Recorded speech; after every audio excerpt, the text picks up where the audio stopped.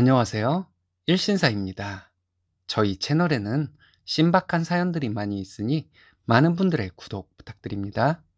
이번 사연은 자식 등골 빨아먹는 시어머니에게 막말을 하고 시댁을 시원하게 버렸다는 분의 사연인데요. 함께 보시겠습니다. 안녕하세요. 20대 후반 4개월 된 딸 가진 아기 엄마입니다. 인터넷상에 고민글도 몇 번 올린 적이 있어요. 친정에 말하자니 부모님이 속상해 하실 것 같고, 친구들에게 말하자니 내 남편 욕먹이는 것 같아 창피하다는 생각이 들어서 하소연하는 글을 올린 적이 몇 번 있습니다. 막장 같은 시댁 문제로 하소연하는 글, 조언을 구하는 글도 써보고 남편과 댓글을 같이 보며 남편에게 제 입장을 이해시키기도 했습니다. 그때는 잘 모르는 것 같더니 얼마 전 남편이 확 달라지더라고요. 시부모님께 더 이상 우리는 기댈 곳이 아니라고 말씀드렸습니다. 지금까지 우리가 한 것으로 키워준 값 충분히 했으니 우리는 이제 없다 생각하라고 말씀드렸어요. 시어머니는 처음엔 전화로 자식 돌이 어쩌고 하시면서 화를 냈는데 제가 계속 마음에 콕콕 박힐 말들만 골라서 했거든요. 컨셉을 바꾸셔서 잘 지내보자, 내가 잘못했다 하시는데 잘못을 하신다면 우리 볼 생각 마시고 남은 평생 반성하며 사시라고 했습니다. 시어머니가 저지른 만행들을 적자면 끝도 없을 것 같습니다. 결혼한 지 얼마 되지도 않아 시어머니는 저에게 내 아들을 너에게 뺏겼다고 하셨습니다. 내 아들이 결혼하고 변했다. 우리 아들이 너한테 발목 잡혔다. 이런 말씀을 하셨어요. 따지고 들 수도 있었는데 그때는 바보같이 내가 잘하면 어머님 마음이 달라질 것이라고 생각했습니다. 이런 게 참 바보 같은 생각이라는 것을 점점 알게 되었습니다. 제가 잘하면 잘할수록 어머님은 더 거침없는 막말을 하셨으니까요. 결혼하고 1년쯤 되었을 때 막내 신우가 대학을 가니 저희에게 등록금을 내라고 하셨어요.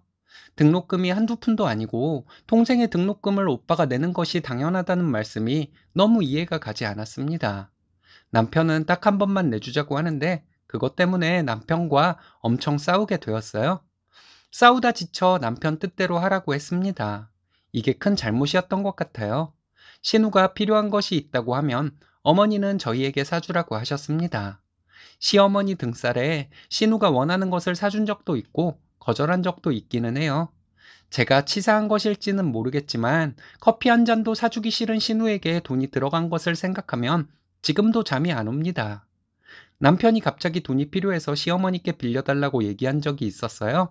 시어머니는 단칼에 거절하셨고 친정엄마에게 부탁해서 돈을 마련하게 되었습니다. 그런데 얼마 안 지나서 시댁에 가보니 신우가 100만 원이 넘는 패딩을 샀다고 자랑하더군요. 너무 실망스러웠습니다. 남편도 자기 부모에게 실망하기 시작한 것이 이때였던 것 같아요. 그리고 시부모님 두 분 다 신용불량이세요. 아버님이 신랑 이름으로 대출을 받은 것이 있는데 금액은 1,000만 원 정도예요. 저는 이거 모르고 결혼했습니다. 아버님께서 대출금을 주지 않아 연체가 되어 알게 되었을 때 남편과 한동안 많이도 싸웠네요. 점점 남편과 사이도 안 좋아지고 신혼이지만 스킨십도 전혀 없게 되었습니다. 남편도 위기가 느껴졌는지 저보고 얘기 좀 하자고 하더라고요. 제가 원하는 것을 전부 말했습니다. 시어머니가 막말만 해도 이혼 사유가 되는데 돈 문제까지 있어서 너무 머리가 아프다고 했어요. 이혼하고 아이와 둘이 사는 것이 시부모님과 신우까지 책임지며 사는 것보다는 경제적으로나 심적으로나 더 나을 것 같아서 솔직히 이혼하고 싶은 심정이라고 했습니다. 남편은 알겠다고 자기가 어떻게든 해결할 테니 조금만 시간을 달라고 말하더군요. 시부모님에게 막말을 하고 연을 끊게 된 것은 아기 100일 때 생긴 일 때문이었습니다. 시어머니가 아기 100일 때 준비할 것들 모두 준비한다고 하셔놓고는 당일 떡만 해오시고 남편 옷을 사가지고 오셨더군요. 아무것도 바라는 것 없지만 아기 100일에 신랑 옷을 사오다니요. 내가 얼마나 싫었으면 우리 딸한테까지 이러시나 너무 화가 나서 못 참겠더라고요. 제가 시어머니에게 제 마음 그대로 얘기했어요. 내가 얼마나 싫었으면 아이까지 꼴보기 싫어서 아이 100일에 아이 아빠 옷을 사오냐고요. 정말 지금 생각해도 어이없는 말씀을 하시더군요. 내가 우리 아들을 어떻게 키웠는 줄 아냐고 하시더니 넌 모르지? 이러셨습니다. 제가 뭘 어떻게 키워요? 신용불량자로 키웠죠. 재산은 바라지도 않아요. 부모가 돼서 자식 돈으로 먹고 살 생각을 어떻게 할 수가 있어요? 이렇게 말했습니다. 역시나 시어머니는 저에게 쌍욕을 하더군요. 평소에 그렇게 천박한 짓만 하시더니 욕도 참 천박하게 하신다고 말했거든요. 어머님은 생긴 것도 천박하고 입까지 더러운데 자식에게 얹혀 살 생각까지 하는 거지라고 당장 내 집에서 나가라고 했습니다. 신우가 뭐라고 얘기를 하는데 잘 들리지가 않아서 잘 못 알아들었어요. 남편이 신우 싸대기를 몇 대 때리더라고요. 시어머니는 본인 편들어서 저에게 욕을 하는 신우를 때렸다고 남편에게 소리를 지르더군요. 아이가 놀라서 울길래 저는 아이를 안고 달래고 있는데 남편이 시어머니에게 당장 나가라고 소리쳤습니다. 지금까지 할 도리 다 했으니까 앞으로는 모르는 사람으로 살자고 하더군요. 그리고 신우에게 남편이 너한테 해준 등록금은 네가 벌어서 갚으라고 말하고는 시어머니에게 이제 우리에게 기대지 말라고 말했어요. 저는 시어머니에게 지금까지 우리가 한 것이면 남편 키워준 값 충분히 했다고 앞으로는 각자 알아서 살자고 말했습니다. 도와주는 사람에게 고마운 마음을 가져도 도와주는 것에 한계가 있는 것인데 우리에게 너무 잘못을 많이 했으니 우리가 마음이 다친 것은 어머니 때문이라고 말했습니다. 남편이 모두 쫓아내고 저희 셋이서 아이 100일을 그렇게 기쁘지 않은 마음으로 보냈네요.